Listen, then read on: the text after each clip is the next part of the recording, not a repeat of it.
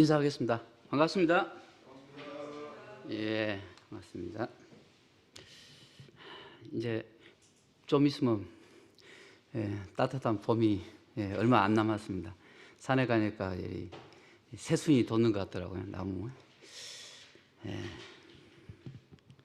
어쨌든 세상은 참 요란하기도 하고 또 좋은 일도 있고 참 여러 가지 또 참 어려운 일도 반복하고 있는데, 오늘도 저희들이 또 수요집회를 기억해서 특히 우리 청년들이 또 말씀을 사모함으로 함께 이렇게 모여서 말씀을 나눌 수 있도록 또 이렇게 함께 해주셔서 감사합니다.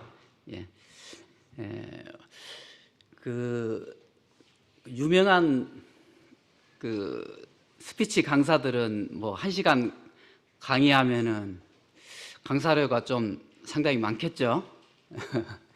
그 뭐 김미경 강사 같은 경우는 옛날에 초보 때는 뭐 1, 2만 원을 받고서도 이렇게 다니고 그랬다고 하던데, 뭐 저는 1, 2만 원짜리도 안 될 것 같아요. 그런데 설교 1시간을 하는데 만약에 500만 원을 준다, 그러면은 어떤 일이 벌어질까요? 우리 기혼 행제님들의 그 자매님들은, 여보, 당신 청소하지 말고 설거지도 하지 말고 책상에 앉아서 날이 새도록 설교 준비를 하라고 그러지 않겠나 싶은 생각이 좀 듭니다. 오늘 교제할 말씀은 고린도전서 14장 말씀입니다. 고린도전서 14장, 신약성경 약 한 280페이지 정도 될 것 같네요. 고린도전서 14장 1절로 12절 말씀을 우리 교독으로 제가 먼저 읽도록 하겠습니다. 다 찾으셨으면 읽겠습니다. 사랑을 추구하며 신령한 것들을 사모하되 특별히 예언을 하려고 하라. 방언을 말하는 자는 사람에게 하지 아니하고 하나님께 하나니, 이는 알아듣는 자가 없고 영으로 비밀을 말함이라. 그러나 예언하는 자는 사람에게 말하여 덕을 세우며 권면하며 위로하는 것이요, 자기의 덕을 세우고 예언하는 자는 교회의 덕을 세우나니, 나는 너희가 다 방언 말하기를 원하나 특별히 예언하기를 원하노라. 만일 방언을 말하는 자가 통역하여 교회의 덕을 세우지 아니하면 예언하는 자만 못하니라. 그런즉 형제들아, 내가 너희에게 나아가서 방언으로 말하고 계시나 지식이나 예언이나 가르치는 것으로 말하지 아니하면 너희에게 무엇이 유익하리요? 혹 필이나 검은고와 같이 생명 없는 것이 소리를 낼 때 그 음의 분별을 나타내지 아니하면 필이 부는 것인지 검은고 타는 것인지 어찌 알게 되리요? 만일 나팔이 분명하지 못한 소리를 내면 누가 전투를 준비하리요? 이와 같이 너희도 혀로서 알아듣기 쉬운 말을 하지 아니하면 그 말하는 것을 어찌 알리요? 이는 허공에다 말하는 것이라. 이같이 세상에 소리의 종류가 많으나 뜻없는 소리는 없나니, 그러므로 내가 그 소리의 뜻을 알지 못하면 내가 말하는 자에게 애국인이 되고 말하는 자도 내게 애국인이 되리니, 그러므로 너희도 영적인 것을 사모하는 자인즉 교회의 덕을 세우기 위하여 그것이 풍성하기를 구하라. 감사합니다.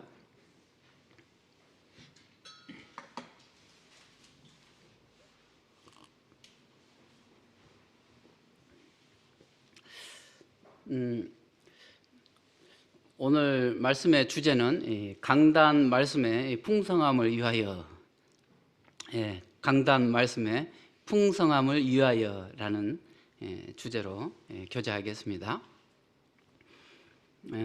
우크라이나에서 온 메시지라는 그 책이 근간에 발간되었다고 합니다. 이 책은 우크라이나 대통령인 젤렌스키 대통령이 그 러시아와 전쟁 1년 동안에 이 연설했던 그 연설문을 발췌해서 출간한 책이라고 합니다.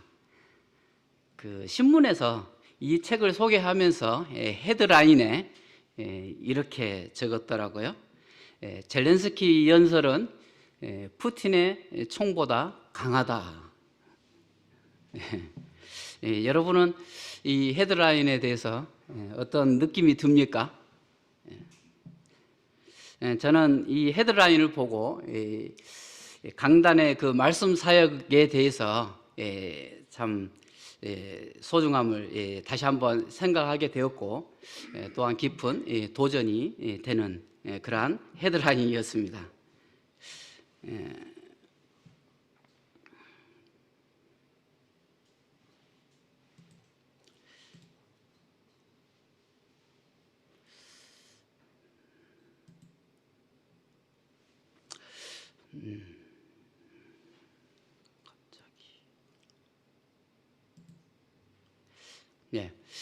오늘은 고린도전서 14장의 배경이 이제 12장부터 사실은 이렇게 연결되는 본문입니다. 그래서 고린도전서 12장부터 14장은 하나의 연결고리가 있습니다. 그것은 바로 은사입니다. 우리가 교회에서도 하나님이 주신 그런 영적인 선물, 그것이 은사지 않습니까? 그래서 그 은사를 따라서 우리가 섬길 수 있는데 12장부터 14장까지는 교회 안에서 영적인 다양한 은사들에 대해서 나오고 또 올바른 은사 활용에 대해서 말씀을 해주시고 있죠. 그래서 이제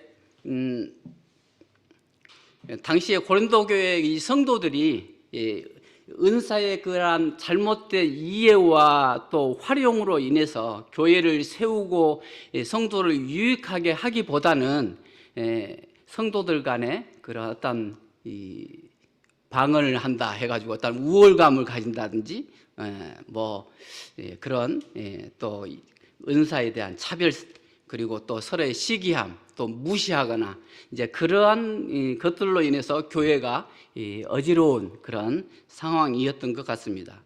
그래서 바울은 그러한 태도, 그릇된 잘못된 태도를 바로잡고 이 방언과 예언의 활용에 대해서 올바른 지침이 필요하겠다 해서 14장에 이렇게 말씀을 해주시고 있습니다.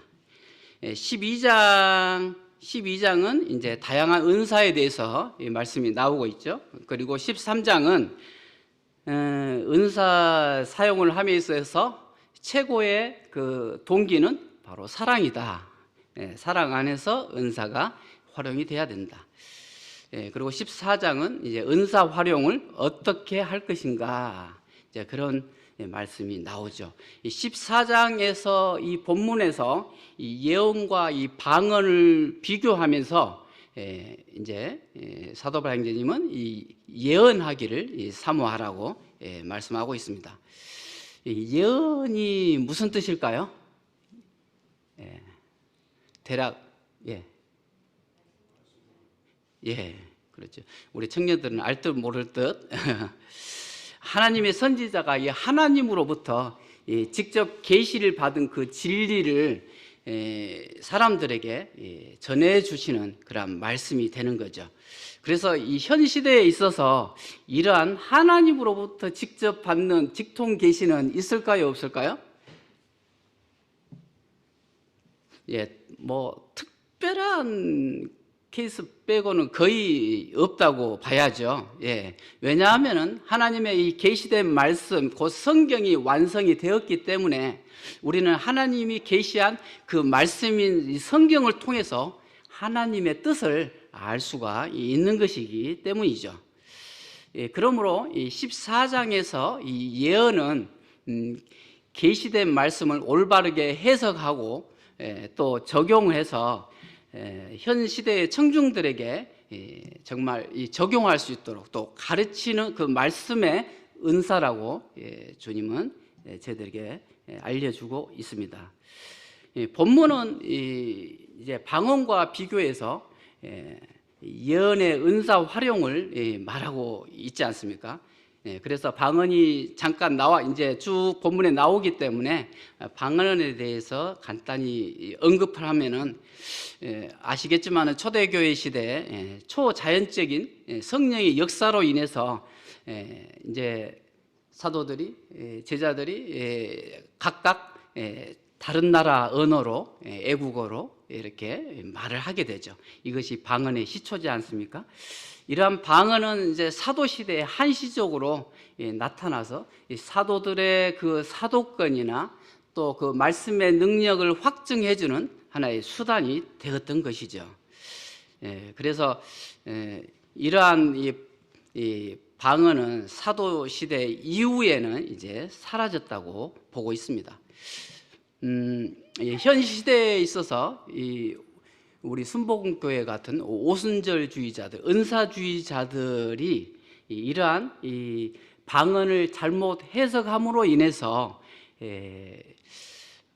비성경적이고 또 이교도적인 그런 방언을 이용을 하고 있는 것을 보죠.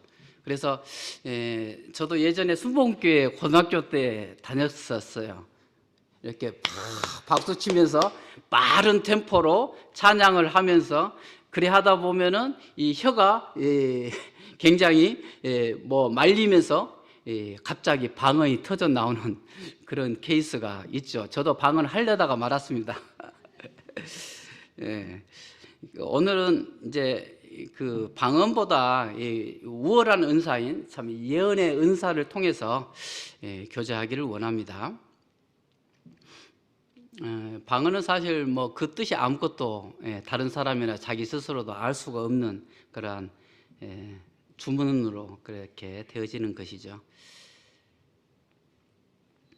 12절을 우리 한번 다 같이 한번 읽어볼까요? 12절 본문 시작. 그러므로 너희도 영적인 것을 사모하는 자인즉 교회의 덕을 세우기 위하여 그것이 풍성하기를 구하라. 교회의 덕을 세우기 위해서 예언이 어떻게 되는 것을 구하라고 했습니까? 그렇죠. 풍성하기를 구하라. 이것은 하나님의 말씀을 전하는 자에게만 해당이 되는 것이 아니라 말씀을 듣는 참 우리 성도님들에게도 동일한 책임이 있다는 것을 볼 수가 있습니다. 그래서 참 말씀을 전하는 자의 책임이 있지만 또 말씀을 듣는 성도님들이 이를 위해서 기도하고 또 함께 말씀을 들으면서 분별할 수 있는 이러한 부분을 생각을 해보게 되죠. 그래서 어떻게 전달하는가, 또 어떠한 자세로 들어야 하는가, 그런 부분을 생각을 해보고요. 여기서는 이제 강단에서 말씀을 전하는 자의 그러한 책임에 대해서 말씀을 드리겠습니다. 그러면 또 그러한 강단에 서지 않으시는 우리 청년들이나 자매님들은 또 이를 알고 또 더욱 적극적으로 기도할 수가 있겠죠. 강단의 말씀 사역이 풍성해진다는 것은 교회와 성도들에게 하나님의 말씀으로 유익이 된다는 말씀이죠. 그래서 하나님의 말씀으로 유익을 줄 수 있는, 유익을 끼칠 수 있는 그 세 가지 중요한 요소들이 있다고 봅니다. 그 세 가지 중요한 요소는 무엇일까요? 하나님의 말씀을 전하는 자, 설교자, 그리고 인격적이며 또 도덕적으로 항상 참 우리가 하나님의 말씀을 서기 전에 참 이러한 자세가 참 갖추어져 있어야지 되는데 항상 부족한 가운데서도 참 주님 의지하고 이렇게 설 수밖에 없는 것 같습니다. 아무리 뛰어난 신학 교수라 할지라도 성범죄자가 이 강단에서 말씀을 전할 수는 없지 않겠습니까? 두 번째는 이제 무엇일까요? 설교자가 있고, 두 번째는 설교자가 있고, 그 다음에 설교할 그 내용이 있는 것이죠. 이 내용 중요하죠. 분명한 이 메시지가 있어야지 유익을 끼칠 수가 있는 것이죠. 말씀에 대한 정확한 해석과 또 적용하는 능력이 중요하다는 것입니다. 인격적으로 흠이 없고 훌륭한 분이라 할지라도 이 본문을 정해놓고 전혀 다른 내용으로 이 비성경적인 그러한 교제를 하게 된다면은 이것은 모임의 덕이 되지 않겠죠. 그 다음에 세 번째는 무엇일까요? 이제 설교자가 있고 또 설교하는 그 내용이 있지만은 아무리 그걸 잘한다 할지라도 이 전달함에 있어서 그게 안 되면은 안 되잖아요. 스피커, 메신저의 그 스피커가 중요하죠. 그래서 말씀을 전달하는 능력, 말씀을 잘 연구하고 아주 완벽한 설교문을 가지고 강단에 올라간다 할지라도 논리적인 그러한 표현력이나 언어 사용, 그리고 이 청중과 소통하지 못하는 그러한 강단 사용은 어떤 면에서 듣는 청중들로 하여금 혼미하게 하고 또 말씀이 전혀 마음에 들어오지 않을 수 있는 그런 부분을 우리 생각을 해볼 수 있습니다. 오늘 도대체 무슨 말씀을 들었지? 오늘 말씀의 주제가 뭐야? 이렇게 잘 가물가물할 수가 있는 것이죠. 그래서 설교자의 인격이나 설교의 준비, 설교의 내용, 그리고 전달하는 방법 등은 지금도 그리고 또 앞으로도 계속 제 자신을 볼 때 시행착오를 하겠고 또 포기에 시행착오를 하겠지만은 뭐 결코 이것은 연약한 저희들을 주님이 이렇게 감당케 하시는 거니까 포기하지 않고 지속적으로 배워가야 한다고 생각합니다. 언제든지 이제 제 자신이 너무 부족하니까 그래서 비록 부족해도 주님이 맡기실 때마다 이러한 믿음으로 주님을 의뢰하는 마음으로 서고자 하는 마음이 듭니다. 그러면은 오늘 강단의 말씀 사역이 풍성해지려면 이러한 주제 가지고 이 오늘 읽었던 이 본문에서 이 세 가지의 대지로 나누어서 교제를 해보겠습니다. 첫 번째, 강단의 말씀 사역이 풍성해지려면은 첫 번째는 이 하나님의 말씀 사역을 열망하라입니다. 열망하라. 열망의 뜻이 뭘까요? 열망은 단어 뜻 그대로 열렬히, 간절히 원하는 것입니다. 바라는 것이죠. 사모하는 것이죠. 우리 형제님들이 이제 강단에서 말씀을 전하는데 우리 형제님들 여기 계신 형제님들 강단에서 열렬히 말씀 전하기를 사모하십니까? 매주마다 어서 빨리 돌아오기를 기대하십니까?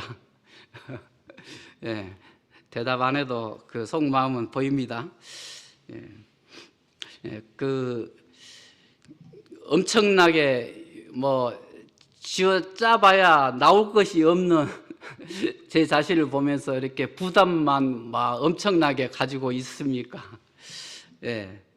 이런 두 가지가 항상 존재하죠. 그 연제교회에 어떤 형제가 있었는데 그 형제 보고 말씀을 전하라고 수요일날 이제 그때 청년 때인 것 같아요. 말씀을 전하라고 부탁하니까 그러면은 저는 교회 안 나오겠습니다라고 선포를 했던 형제가 있었다고 합니다. 우리 교회는 아직까지 그런 분 안 계시니까 다행입니다. 그런데 그 형제가 요즘 보니까 말씀을 아주 논리적으로 잘 전하더라고요. 이러한 엄청난 부담과 또 이러한 부담이 이러한 말씀 사역에 대한 열망으로 바뀌어지려면은 지속적인 강단을 위해서 자신이 주님 앞에 무릎 꿇는 그러한 기도의 시간과 함께 더욱더 중요한 것은 철저한 우리 인간편에서 준비라고 할 수가 있겠죠. 그렇죠.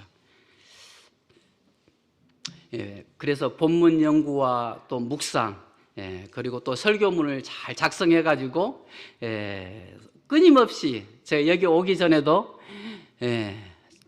사람이 없는 데서 원고를 가지고 반복해서 읽고 묵상하고 또 통찰하고, 주님이 저에게 준비는 했지만은 도대체 여기서 어떤 것을 더 추가적으로 말씀하시는지 이렇게 참 반복해서 연습하는 거죠. 저는 이 글쓰기와 이제 설교를 말씀을 전하려면 글쓰기가 되어져야 되잖아요. 그리고 또 말하기가 되어져야 되잖아요. 그래서 글쓰기와 참 말하기가 참 취약한 사람이기 때문에 여러 가지로 뭐 책들을 통해서나 또 유튜브를 통해서 이렇게 훈련을 개인적으로 받기를 참 원하는 마음이 있습니다. 말씀 사역을 참 열망하는 자라면은 다른 사람의 설교를 듣는다든지 또 자신의 그러한 말씀을 교제했던 것을 모니터링 한다든지 피드백을 한다든지 그리고 또 설교 방법에 관한 다양한 그러한 도서들을 통해서 정말 어떠한 프레임으로 어떠한 구조를 통해서 또 어떠한 방법으로 여러 가지 다양한 방법들이 있기 때문에 자신의 그러한 말씀 사역을 다듬는 그러한 수고가 그런 관심이 필요한 거겠지요. 그래서 한 손에 성경을 한 손에 신문을 이런 이제 유명한 말도 있지만은 그렇습니다. 한 사람의 가치관이 이게 바뀌게 하는 한 사람의 오늘 한 시간의 이 말씀을 통해서 지나가는 어떤 한 사람이 예배당에 들어와서 이 말씀을 통해서 구원의 확신을 가질 수도 있고 또 하나님의 이 구원받은 성도들이 하나님에 대한 이 사명을 소명을 가지고 더 하나님께 가까이 갈 수 있는 계기가 된다면은 이것은 말씀 사역을 열망하는 것은 매우 가치가 있고 아주 중요한 이 마인드라고 생각이 들었습니다.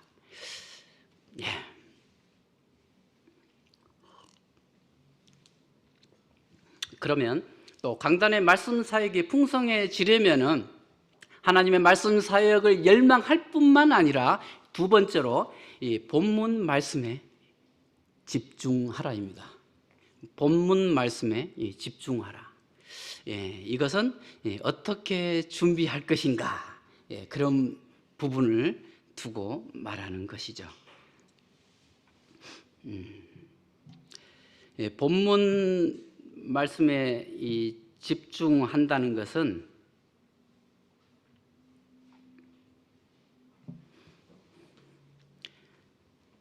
성경의 이 원저자가 되신 하나님의 생각을 캐치하는 것이죠. 그래서 어느 날 이 복음서 제가 우리 이제 성경 공부 팀에서는 신약 성경을 통독하고 있는데 신약 성경을 통독하면서 이 복음서를 읽다가 이 마가복음에서 이 바디메오가 등장하잖아요. 이 바디메오를 쭉 읽어가는데 그 본문에 등장할 이유가 전혀 없는 이 바디메오의 아버지 누구죠? 디메오. 디메오 이름이 등장하는 거예요. 그래서 참 이상하다. 그래서 그 이름을 한번 사전에서 찾아보았어요. 그 이름의 뜻이 뭘까요? 이름의 뜻은 귀하게 여김, 명예 그런 뜻이었더라고요. 바디메오는 자기는 정말 귀하게 여김을 받고 싶은 것이죠. 그렇지만 전혀 귀하게 여김을 받지 못하는 비참한 그 신세로 남에게 구걸하면서 앞을 보지 못한 그러한 참 처참한 인생 가운데서 예수 그리스도를 통해서 그 바디메오가 참 귀하게 여김을 받았다는 사실입니다. 바로 이러한 사실들을 우리는 하나님의 말씀을 연구하면서 관찰하면서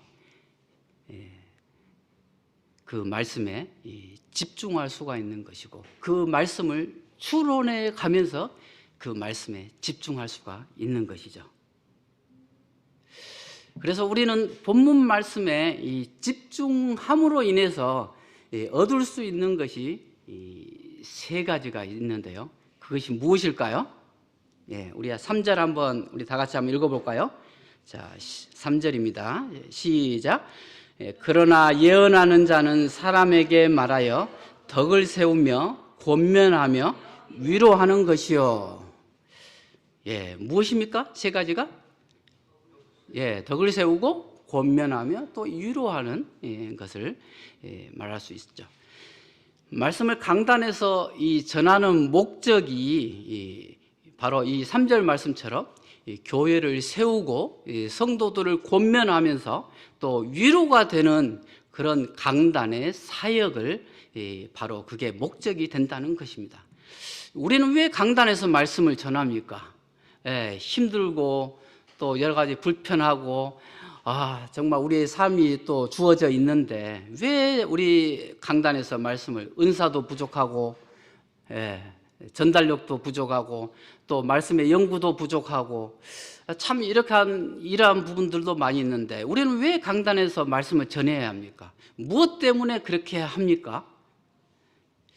바로 3절 말씀처럼 교회를 세우고 권면하고 위로하는 그러한 목적으로 하나님의 말씀을 전해야 되는 것이죠. 그럼 구체적으로 3절에서 덕을 세운다는 것은 어떠한 의미를 말하고 있는 걸까요? 이 덕을 세운다, 이것은 원어적으로 봤을 때 건물을 건축한다는 뜻이 있습니다. 그래서 건물을 건축하려면은 제일 먼저 무엇이 필요합니까? 설계도가 필요하죠. 설계도가 있어야 되고, 그리고 이제 그 설계도를 따라서 기초 공사를 하지 않습니까? 그러한 그 기초 공사가 매우 중요한 것이죠. 기초가 부실하면은 우리 삼풍백화점 무너지듯이 건물이 오래 못 가서 어느 순간 쉽게 무너져 버리는 것이죠.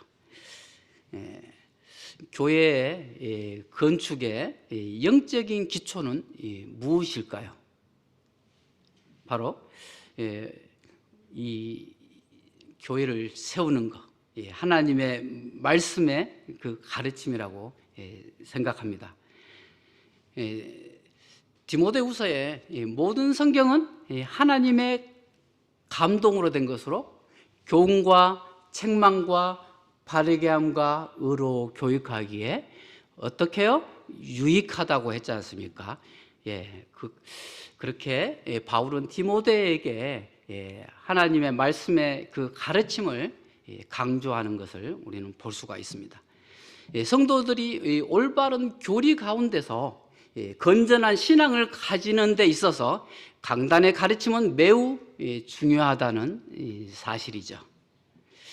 교회를 세우고 교회가 성장하며 부흥하는 것은 여러 가지 요소들이 필요하겠지만은 그 중에 단언코 하나님의 말씀을 전하는 이 설교를 통해서 이루어진다고 해도 과언은 아닐 것입니다.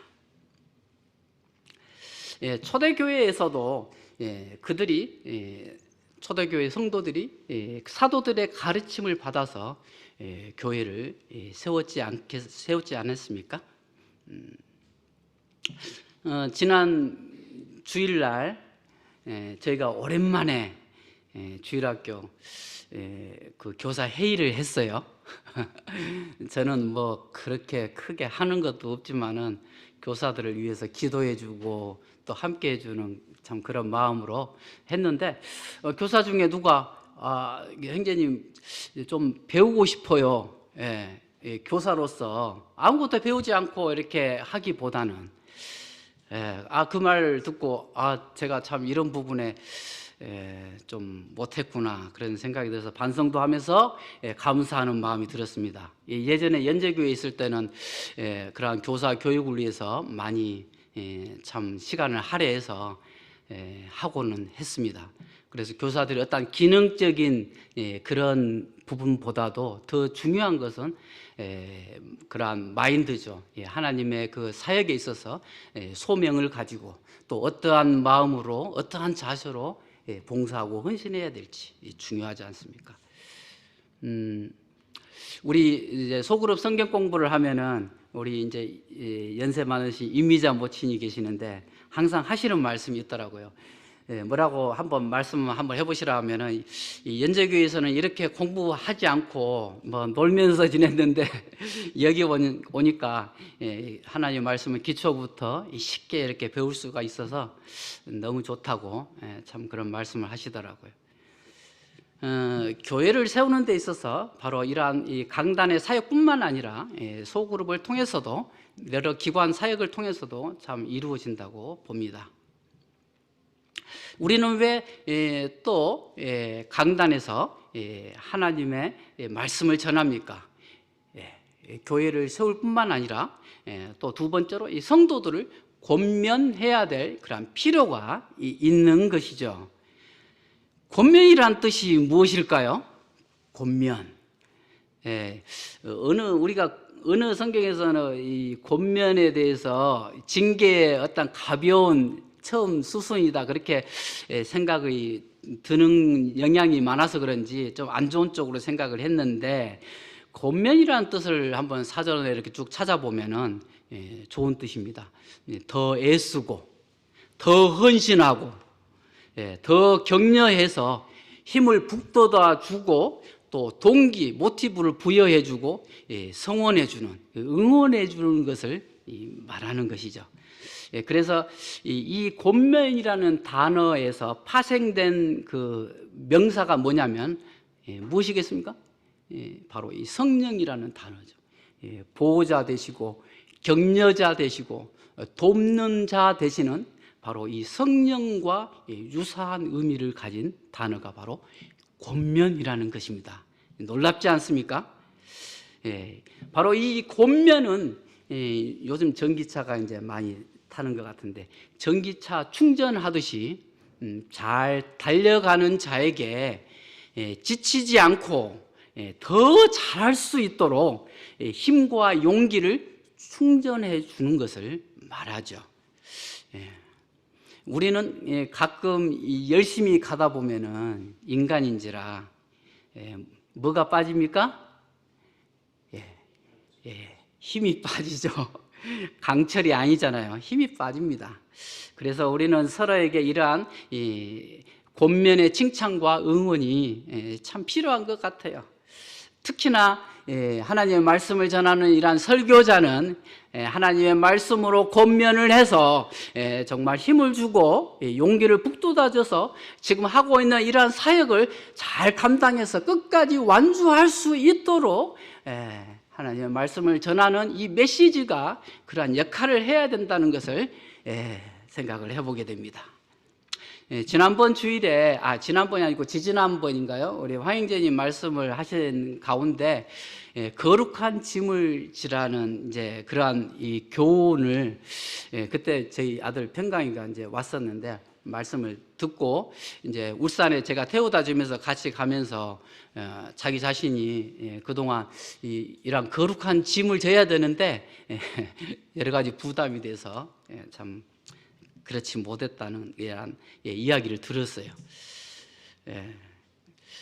그래서 격려가 되었다고 이야기를 하더라고요.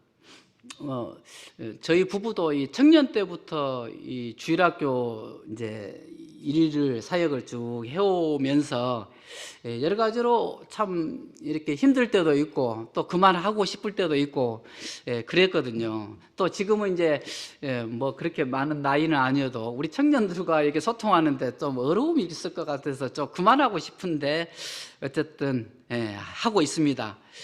그래서 이러한 이 거룩한 짐을 지고 가면서 그날 또 형님의 간증을 통해서 다시 한번 도전이 되고 또 용기가 났던 그러한 시간이 되었죠.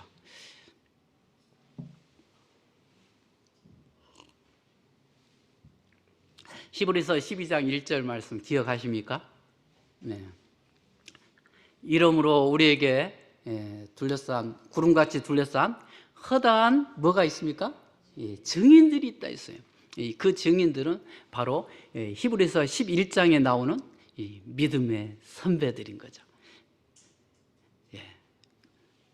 야구 경기장이나 축구장에서 우리 자기 어라운드 경기가 아니라 홈그라운드에서 든든한 이 응원자들이 우리를 응원하고 있는 거죠. 우리에게 힘과 용기를 북돋아 주는 것이죠. 그것이 바로 이 권면의 사역이라는 것입니다. 작년에 저희 교회에 오셨던 한 부부가 있었습니다. 그때 주일날 제가 이제 말씀 교제를 했었는데 실제로 그랬는지는 모르겠지만은 듣고 좋았다고 참 진지하게 격려해 주었을 때 제 마음 가운데 참 감동이 되었어요.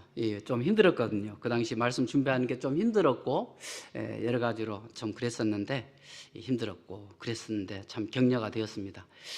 저희 성경 공부반에서도 우리 김기섭 형님을 비롯해서 우리 팀원들이 뭐 이렇게 칭찬해주고 또 격려해 주셔서 제가 부족한 리더지만 이렇게 잘 할 수가 지금 잘 해 나갈 수 있도록 힘을 주시는 것 같아요.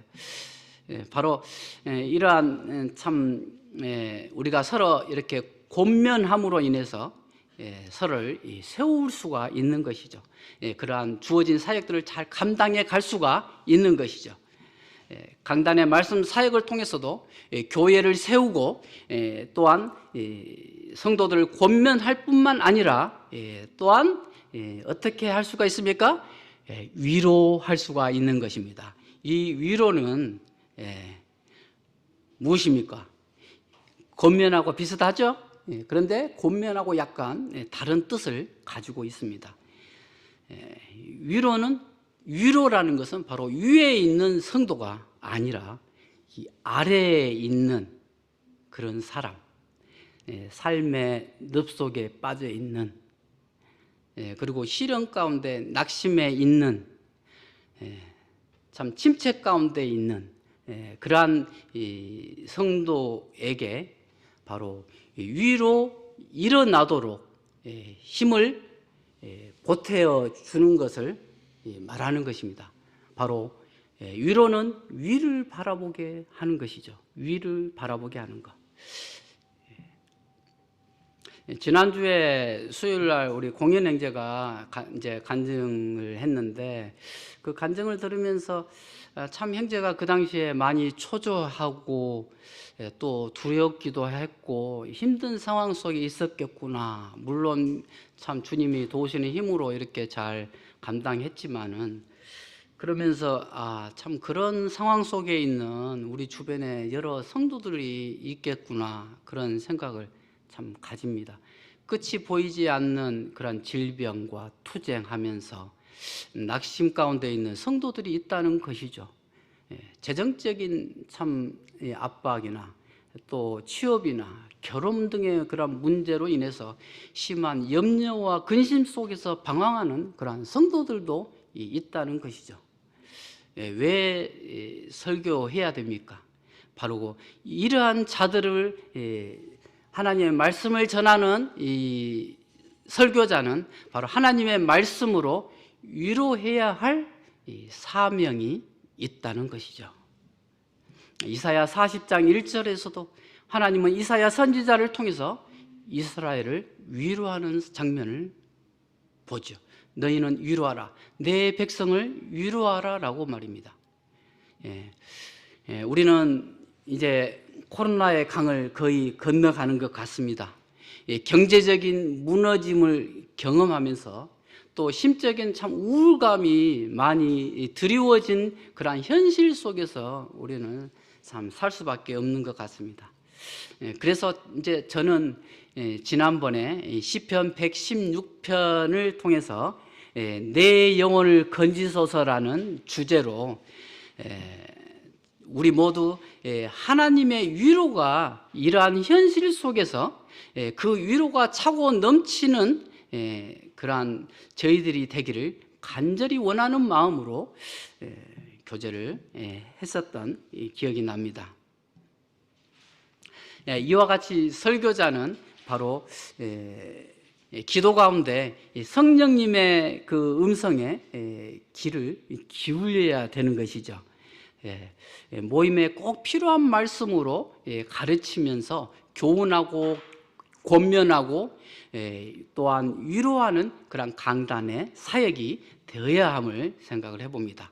이것이 바로 우리가 강단을 사용하는 이 목적이 되어야 하는 것이죠. 그 목적을 이루기 위해서 우리는 바로 그 목적이 무엇입니까? 교회를 세우고 권면하며 위로하는 그 사역을 하기 위해서는 이 하나님의 말씀에 집중해야 되는 것입니다. 강단의 말씀 사역이 이제 풍성해지려면 첫 번째 말씀 사역을 열망하고 또 두 번째 본문 말씀에 집중할 뿐만 아니라 세 번째로 청중을 읽으라는 것입니다. 청중을 어떻게 한다고요? 읽으라. 우리가 이 말씀 사역을 강단의 사역으로만 국한되는 것보다도 우리가 주일학교 교사나 청년의 교사나 학생의 교사, 다양한 교사들이 있지 않습니까? 각각 자기에게 또 적용할 수가 있는 것이죠. 어떻게 전달할 것인가의 문제를 말하고 있는 것입니다. 택배 기사가 정확한 위치에 그 택배 물건을 배달하지 못하면은 뭐가 발생합니까?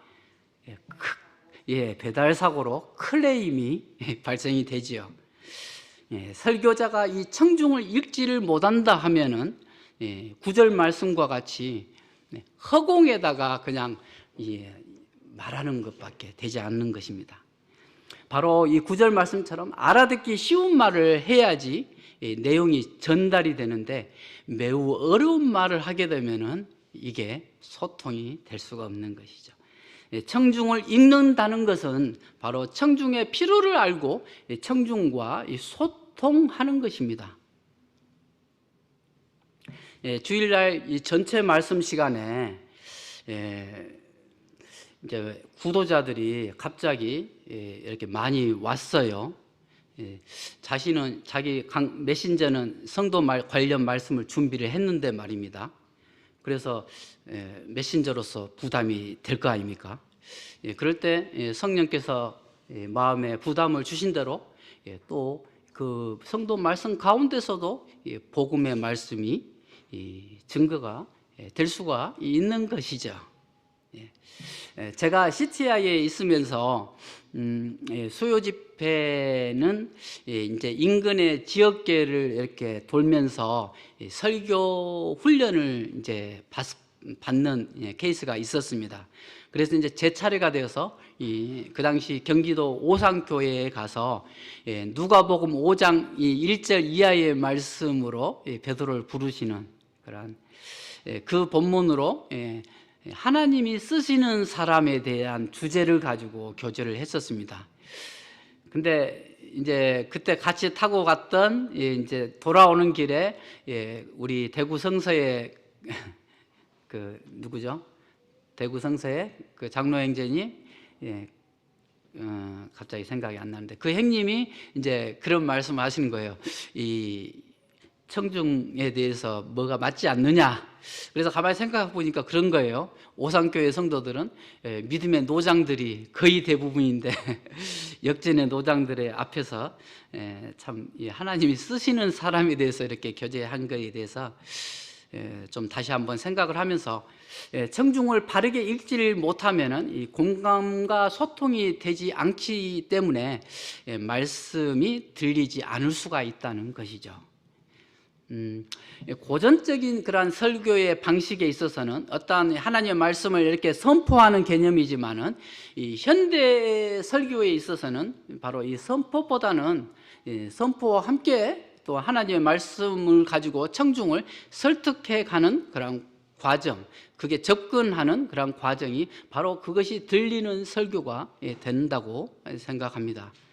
청중과 불통인 설교는 제 아무리 뛰어난 내용이라 할지라도 청중의 반응을 얻지를 못하는 것이죠. 그래서 이 설교를 함에 있어서 이 설교의 본문을 어떻게 선택을 할 것인지, 또 자신과 이 본문과의 어떠한 자기가 이 본문을 감당을 할 수 있는 본문인지, 그런 부분을 잘 고려하는 게 필요하다고 봅니다. 그래서 설교의 목적은 하나님의 말씀을 전하는 데 의미가 있는 것보다는 하나님의 말씀으로 삶이 변하도록 그러한 요청하는, 그런 적용시키는 그런 부분이 중요한 것이죠. 하나님의 말씀이 잘 전달되려면은 바로 이러한 움직이는 설교, 들려지는 이 설교를 해야 된다고 생각합니다. 본문에서는 9절에서 알아듣기 쉬운 말을 위해서 7절로 11절에서 몇 가지 예를 제시를 하고 있습니다. 피리, 검은고, 그 다음에 나팔, 그 다음에 사람의 혀, 그리고 소리, 이러한 5가지를 이렇게 예를 들면서 이것들은 모두 일정한 법칙에 따라서, 일정한 룰에 따라서 작동되어야지 분명한 소리를 낼 수가 있는 것이죠. 그렇지 않겠습니까? 우리 피아노도 그럴 뿐만 아니라 이 검은고의 그 아름다운 선율이 전달되려면은 이 술이라는 그 작은 막대기 가지고 검은고를 치고 또 뜯고 일정한 그런 룰에 의해서, 법칙에 따라서 해야지 이 아름다운 선율이 우리에게 들려지는 것이지 않습니까? 바로 이러한 알아듣기 쉬운 말, 들리는 설교를 하려면은 하나님의 말씀을 전달할 때 분명한 논리가 있어야 됩니다. 논리, 서론, 본론, 결론, 기승전결, 그 다음에 발단, 전개, 그 다음에 위기, 결정, 결말, 이러한 이 문학적인 장치를 통해서 말입니다. 어떤 프레임을 가지고 접근하는 거죠. 왜냐하면 이 사람은 지정의를 가지고 있는 존재로서 이 지적인 부분을 논리적으로 터치해야지 하나님의 말씀이 받아들여지고 그 마음이 움직여서 이 행동이 바뀌게 되는 것이지 않겠습니까? 이와 같이 분명한 이 논리로 하나님의 말씀을 전달할 뿐만 아니라 또한 온 몸으로 이 청중과 소통해야 하는 것입니다.